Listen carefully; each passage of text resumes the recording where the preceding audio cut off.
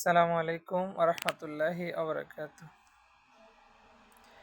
হাজ্জাজ ইবনে ইউসুফ ছিলেন একজন কুখ্যাত জালিম শাসক। ইতিহাস আপনারা অনেকেই জানেন, তারপরেও বলা। হাজ্জাজ ইবনে ইউসুফ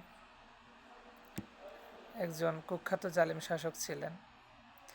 একবার এক বুড়ো মাতা সামনে এসে বলল, হে শাসক, তুমি আল্লাহকে ভুলে গিয়ে মানুষকে কষ্ট দিচ্ছ।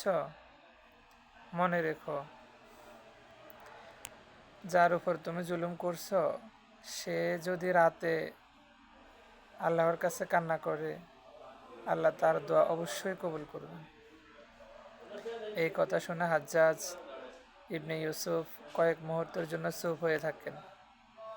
পরে বলছিল, দুর্বল মানুষের দোয়া আমাকে সবচেয়ে বেশি ভয় দেখায়।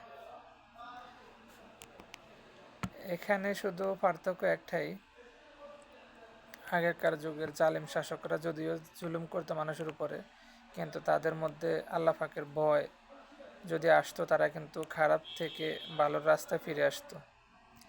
জালিম শাসকও আল্লাহর শাস্তিকে ভয় পায় আর জুলুমের দেওয়া ওই জুলুমকারীকে কষ্ট দেওয়া থেকে ফিরে আসে। অর্থাৎ উনি বুঝতে পেরেছে যে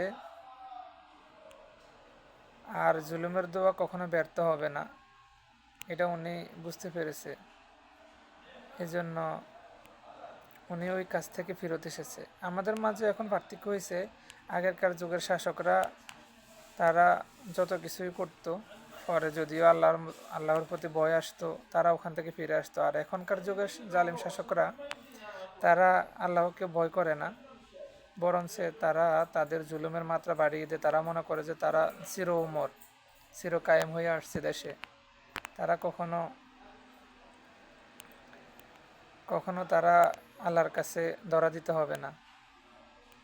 যাই হোক, যারাই জুলুম করবেন আল্লাহ পার কাছে হিসাব দিতে হবে।